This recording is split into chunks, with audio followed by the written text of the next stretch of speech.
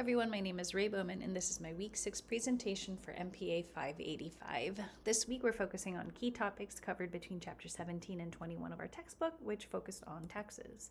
So in this brief presentation, I'll broadly discuss property taxes, sales taxes, including general and selective taxes, income taxes, and I'll provide my references and my closing in the end. But first, what is a distortion?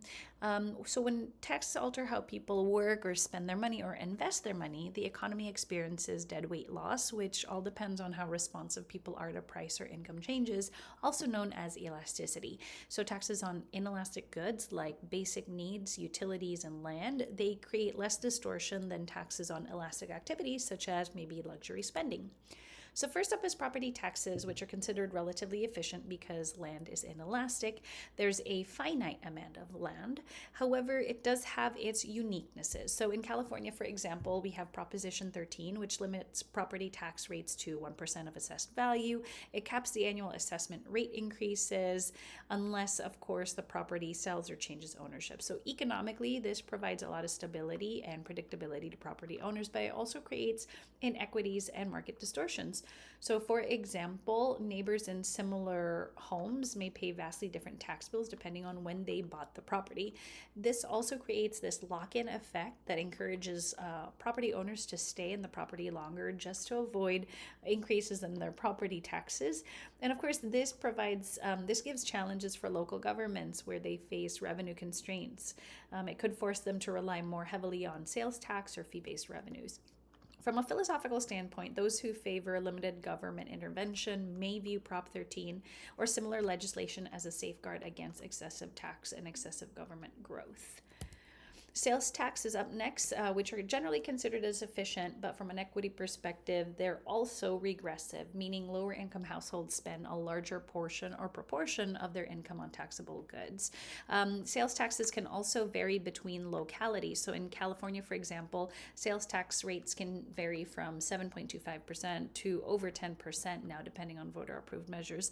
This variation can encourage cross-border shopping. I'll just go to the next city and buy my car there because the sales tax rate is lower. This change in behavior illustrates how elasticity and mobility can reduce the effectiveness and efficiency of sales taxes.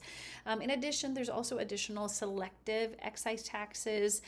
Some are known as sin taxes on alcohol and tobacco to discourage harmful behavior.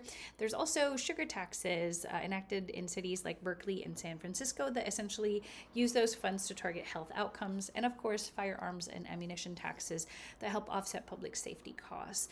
Philosophically, pro-government advocates might view these taxes as justified for promoting well-being and correcting for market failures, but those who might prefer limited government intervention can see them as restrictive. Lastly is income taxes, which are generally seen as progressive, meaning the percentage that someone pays depends on how much they earn. This can cause a substitution effect, however, where people might choose to take more vacations rather than work more because they know they're just going to get taxed more if they earn more. Despite this distortion, income taxes does promote equity by aligning the contributions of people with people's ability to pay.